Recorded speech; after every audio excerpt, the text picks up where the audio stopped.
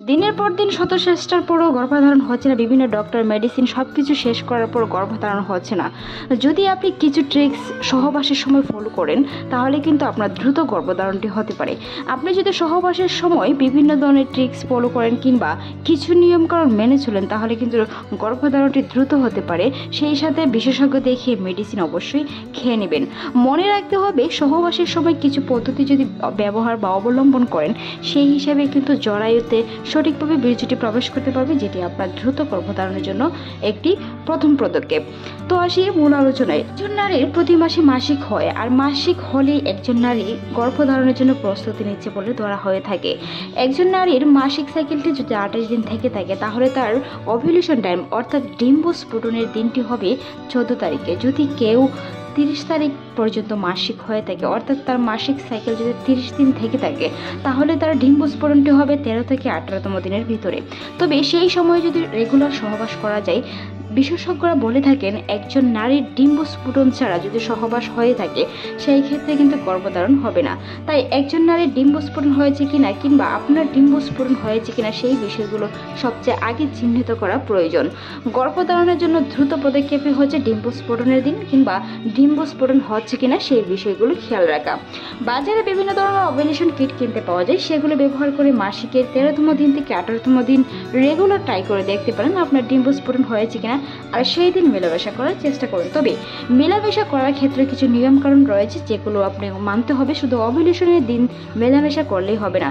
অনেক নারীরা আছেন মেলামেশা করার পরে সহবাস করার পরেই ফ্রেশ হতে চলে যান, যেটি বীর্য বেরিয়ে যায়। এমনকি বীর্যটি পাতলা হওয়ার কারণে কিন্তু গর্ভধারণ অনেক সময় দেরিতে হতে পারে। মনে রাখতে হবে যদি আপনি সহবাস করার পরপরই কিছু নিয়ম বা কিছু ব্যায়াম করেন তাহলে কিন্তু বীর্যটি সহজে জরায়ুতে প্রবেশ করতে পারবে। আর সেই সাথে যদি আপনার ওভুলেশনের দিনটি চিহ্নিত থাকে তাহলে কিন্তু দ্রুত গর্ভধারণ করা সম্ভব। বিশেষজ্ঞরা বলে থাকেন একজন নারীর প্রতি মাসে মাসিক হওয়ার পর অর্থাৎ মাসিক হওয়ার মাঝামাঝি সময়টাতে ওভুলেশন টাইম অর্থাৎ ডিম্বস্ফোটন হয়ে থাকে। আর সেই ডিম্বস্ফোটন হলে যখন একটি শুক্রাণু মিলিত হয় তখনই কিন্তু গর্ভধারণটি সম্ভব হয়ে থাকে। তবে সহবাসের পর যেন বীর্য বেরিয়ে না যায় সেই বিষয়গুলো মায়েদের খেয়াল রাখতে হবে। সহবাস করার পর অন্ততপক্ষে 20 মিনিট পর্যন্ত রেগুলার শুয়ে থাকার চেষ্টা করুন একদম সোজা হয়ে। তবে কোমরের নিচে একটি বালিশ দিয়ে পা দুটি দেওয়ালে উঁচু করে শুয়ে থাকতে পারেন, যেটি আপনার দ্রুত গর্ভধারণে অনেকটা সহায়তা করবে। মনে রাখতে হবে ফ্রেশ হতে হতে চলে যাওয়ার সাথে সাথেই কিন্তু বীর্য বেরিয়ে যায়, যেটি আপনার গর্ভধারণ হচ্ছে না। সেই সাথে সহবাস করার আগে অবশ্যই পুষ্টি সমৃদ্ধ খাবার খেয়ে নিন, যেটি দ্রুত গর্ভধারণে সহায়তা করে। সেই সাথে বীর্যটি শক্তিশালী করতে অনেক সহায়তা করে, যেটি আপনার দ্রুত গর্ভধারণের লক্ষণ। অনেকে জানতে চান ছেলে কিংবা মেয়ে সন্তান কখন নেওয়ার উপযুক্ত সময় হয়ে থাকে। একজন নারীর শরীরে শুধু এক সেক্স শুক্রাণু থাকে, অর্থাৎ সহজ ভাষায় বলতে গেলে একজন নারীর শরীরে শুধু কন্যা সন্তান নেওয়ার মতোই শুক্রাণু থাকে। আর একজন ছেলের শরীরে শুক্রাণু থাকে মেয়ে এবং ছেলে সন্তান নেওয়ার, অর্থাৎ ছেলেটি মেয়ে হবে কিংবা কন্যা সন্তান হবে সেটি নির্ভর করে তার পিতার উপর।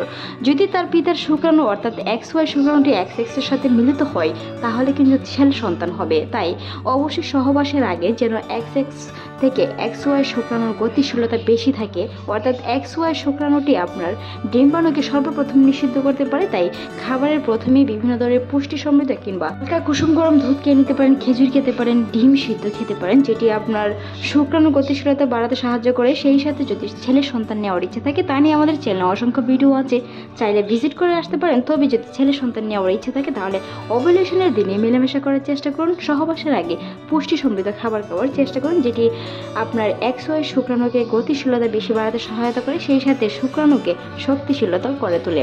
মনে রাখতে হবে মাসিকের সময়ে কিছু নিয়মকানুন মেনে চলতে হবে। তবে মাসিকের সময় অনেকে ব্যথা অনুভব করে থাকেন, বিভিন্ন ধরনের ব্যথার কারণে কিন্তু বিভিন্ন ধরনের চেক কিংবা অ্যান্টিবায়োটিক ওষুধ খেয়ে থাকেন, যেটি আপনার পরবর্তীতে ওভুলেশনের ক্ষেত্রে অনেকটাই সমস্যার মুখে হতে পারে। ডিম্বস্ফোটন দেরিতে হতে পারে, ডিম্বস্ফোটন নাও হতে পারে, জরায়ুতে বিভিন্ন ধরনের সমস্যা হতে পারে, টিউব ব্লক থাকতে পারে, যেটির কারণে আপনার জরায়ুর ভেতর থেকে ডিম্বস্ফোটন হচ্ছে না, যার কারণে গর্ভধারণ হচ্ছে না। বিভিন্ন ধরনের শারীরিক সমস্যা থাকতে পারে। তবে যদি আপনার কোনো ধরনের সমস্যা নাই থাকে, মাসিক রেগুলার থাকে, অনিয়মিত মাসিক থাকে, তবে অনিয়মিত মাসিকের ক্ষেত্রে বলা যায়, যদি কারো অনিয়মিত মাসিক থাকে সেই ক্ষেত্রে কিন্তু বিভিন্ন ধরনের স্রাব, শরীরের তাপমাত্রা বা বিভিন্ন ধরনের লক্ষণ থেকে ওভুলেশনের দিন নির্ধারণ করা যায়। অন্যান্য দিনের তুলনায় ওভুলেশনের দিন শরীরের তাপমাত্রা একটু ভিন্ন হতে পারে, শরীর মেজাজ কেটকেটে থাকতে পারে, হালকা স্রাব যেতে পারে যেটা ডিমের সাদা অংশের মতো কিছুটা চেপে ধরার মতো। এরকম ধরনের স্রাব কিংবা শরীরে বিভিন্ন ধরনের লক্ষণ যদি প্রকাশ পায় তাহলে আপনাকে বুঝতে হবে ওভুলেশন টাইম হয়েছে, অর্থাৎ ডিম্বস্ফোরণ হয়েছে। সেই দিন মেলামেশা করার চেষ্টা করুন, যেটি গর্ভধারণের অনেক পার্সেন্টেজে বেশি থাকে। বিশেষজ্ঞরা বলে থাকেন একজন গর্ভবতী মায়ের ডিম্বস্ফোটন কখন হবে, অর্থাৎ মাসিকের মাঝামাঝি সময়ে ডিম্বস্ফোটন হতে পারে। তাই শরীরে বিভিন্ন ধরনের লক্ষণের মাধ্যমে ডিম্বস্ফোটন হওয়ার তাপমাত্রা কিংবা লক্ষণ বোঝা যায়, যেটি আপনার ডিম্বস্ফোটন হয়েছে বলে ধরা হয়ে থাকে। একজন নারীর কখন ডিম্বস্ফোটন হয় বা কখন হবে না তা নিয়ে আমাদের চ্যানেলে ভিডিও আছে, ভিজিট করে আসতে পারেন। তবে মনে রাখবেন, দ্রুত গর্ভধারণ করার জন্য অবশ্যই সহবাসের পর ফ্রেশ হতে না গিয়ে অন্ততপক্ষে 20 মিনিট শুয়ে থাকুন, যেটি আপনার শুক্রাণুটি জরায়ুতে যেতে পারে, সঠিকভাবে বসতে পারে, সেই বিষয়গুলো খেয়াল রাখতে হবে। অবশ্যই পানি পান করার চেষ্টা করুন, পর্যাপ্ত পরিমাণে পুষ্টি সমৃদ্ধ সবুজ শাকসবজি খাওয়ার চেষ্টা করুন। আজকের এই ভিডিওটি এই পর্যন্তই। ভালো লাগলে সাবস্ক্রাইব করবেন। তবে মনে রাখবেন, মাসিকের সময় কোনো ধরনের অ্যান্টিবায়োটিক ওষুধ কিংবা বিভিন্ন ধরনের পট দিয়ে ছেঁক নিতে যাবেন না, যেটি আপনার ডিম্বস্ফোটনে বাধা হতে পারে। ভালো থাকুন, সুস্থ থাকুন। নিয়মিত গর্ভধারণ করার কিংবা নিয়মিত গর্ভধারণের টিপস পেতে অবশ্যই আমাদের চ্যানেল সাবস্ক্রাইব করে রাখুন। এতক্ষণ দেখার জন্য অসংখ্য ধন্যবাদ।